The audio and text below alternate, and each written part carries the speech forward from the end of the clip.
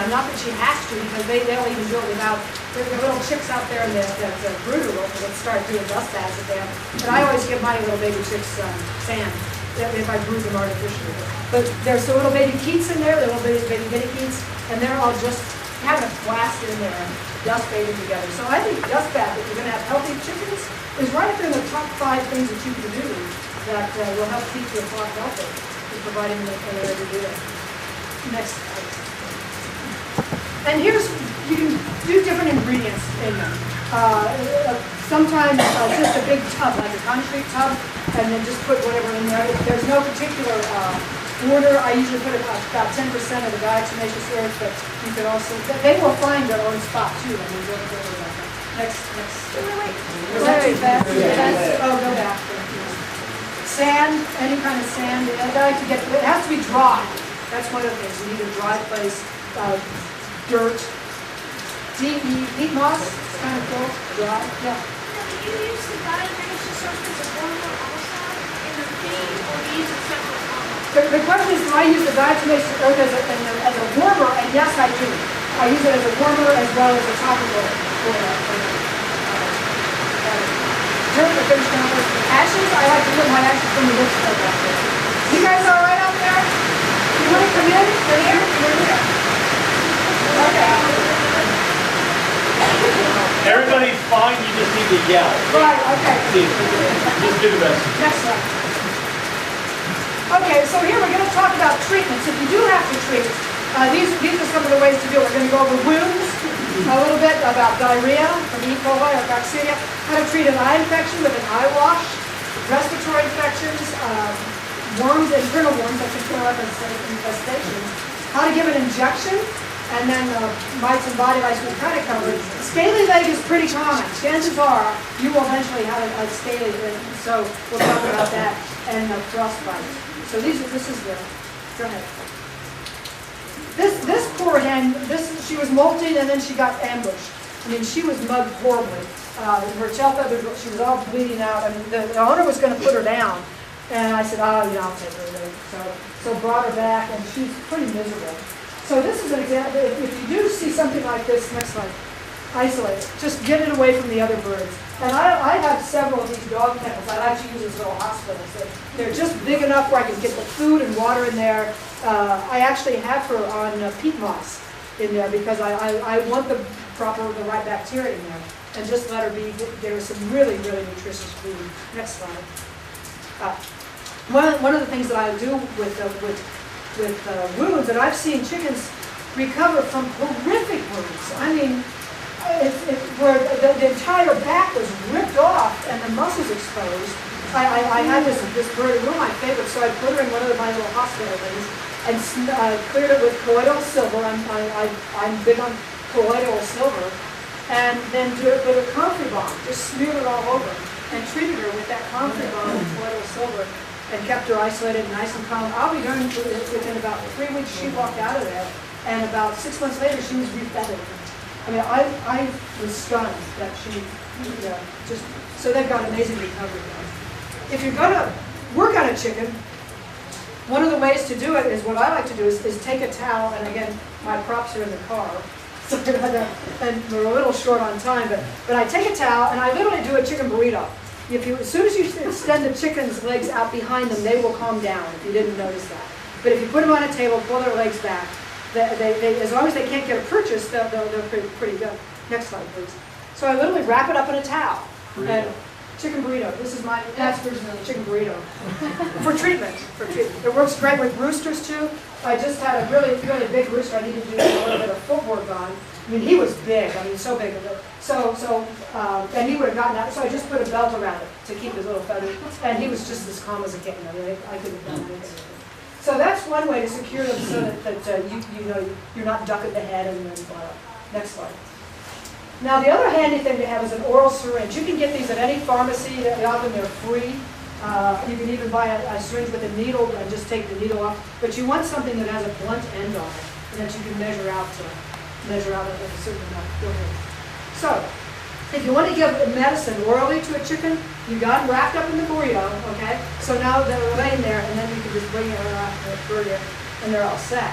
Same thing if you need to do a nasal drench. Has anyone ever used a nasal drench? Yeah? Have you, Jim, ever done a nasal drench on a chicken?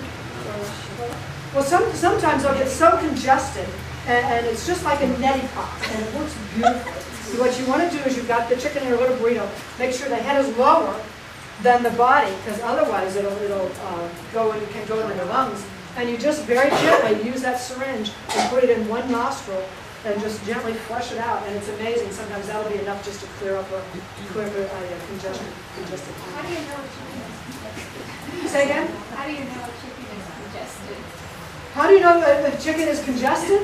Yeah. They'll and snot. You want to give it a little hanky? Next slide, please.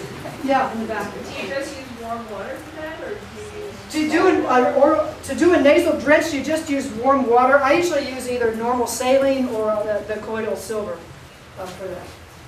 Eye infection, the same thing. This chicken had an eye infection. So again, you've got it down, and I use one hand to kind of keep the little head, and another to put it open. So you got to get it. If she would jerk up right now, that could really hurt her eye, having that eye organ thing there. So this is one way of just really keeping her calm. They almost go comatose.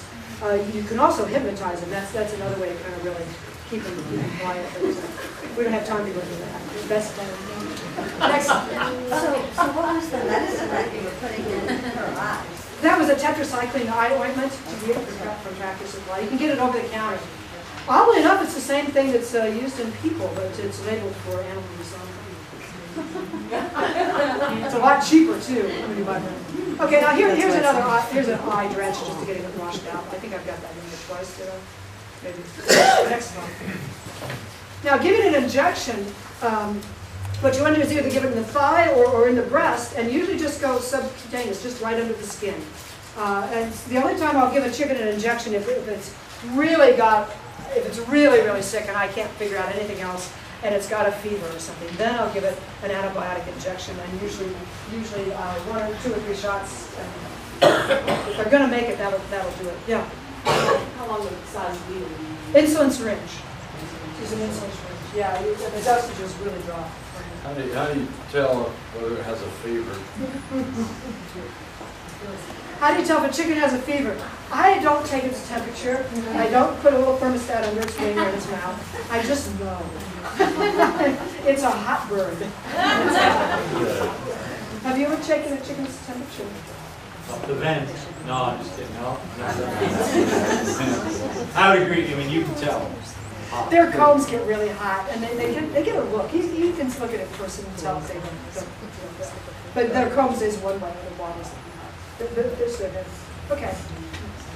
Now the other thing, if you find sometimes I did adopt one chicken that was just a mess, and it was licey, it was dirty, it had been in this mud run. I mean, the thing was really an awful sight.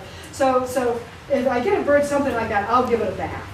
And so I can dip, because one of the nice things, if you've got an infestation with really bad lice that however got there, and you put a little promethium in the water, dip it, kind of rinse it out, that'll get a lot of them, take them right out, and they can start healing. Because those mice will drain a chicken.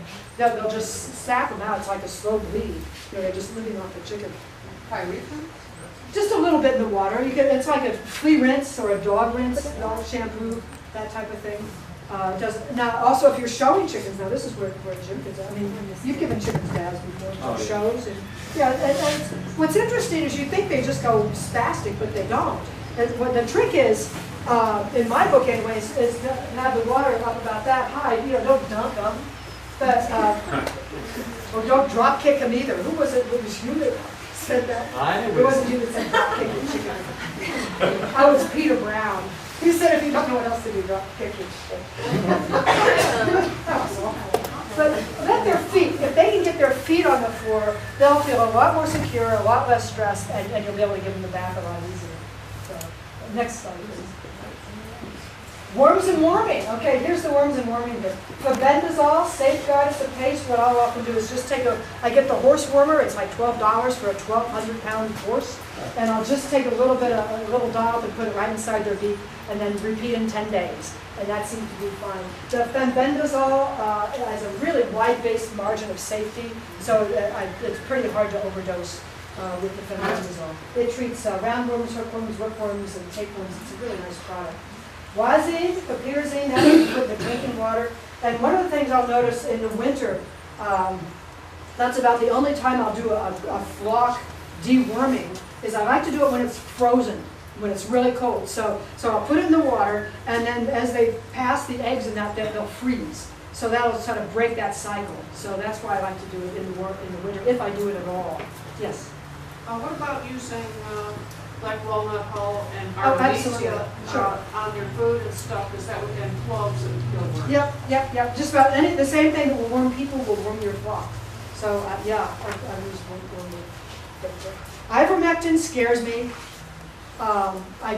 There's something about ivermectin that I just don't trust. I'm not sure what it is, but it's an incredibly broad spectrum. It'll do almost the intestinal worms except tapeworms. It doesn't take the tapeworms, interestingly.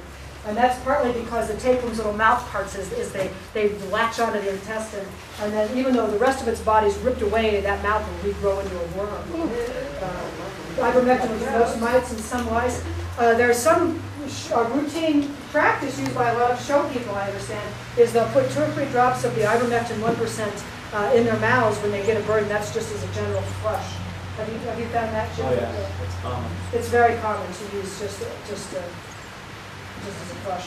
Now, it always comes up whenever you give a bird a medicine of any kind, how long do you withhold the eggs, or how long do you not eat the eggs after it? Nobody knows, the truth is. I mean, there's no data on it. Who's going to do the research? So I don't know what to tell you. How do you know they have them? The question is, how do you know if they have worms? Sometimes you'll actually see the worms in the droppings, especially roundworms. You look down and they're sort of wiggling around. Sometimes the bird will just not be thrifty. They'll get pale combs. They'll look like they feel like they have got worms, and they're just kind of drooping there. So the droppings is the first place to look, and you can even do the flotation test. I mean, if you want to take it to that's like a $12 test or something. I have a microscope. I can scan mine. Well, how do they get the worm? Well, same way people get worms. You can get it through the dust. You can get it through. There's an earthworm cycle that you can get the worms through. Blackhead comes through snails. I mean, it's sort of in the environment. The thing is, a lot of the birds, especially the heritage birds, develop a tolerance for it. And there's even some evidence that in humans that they're reintroducing hookworms, and that is helping get rid of allergies. So the truth is, I think throughout the millennia, we all evolved as, again, this eco-cosmic system. And it doesn't mean they're bad or good. It's when they get out of balance that they're bad. That's the trick. So, I mean, I'm sure my flock has some worms now, but they're doing great. I mean, they look healthy. They've got that sparkling so I will treat them.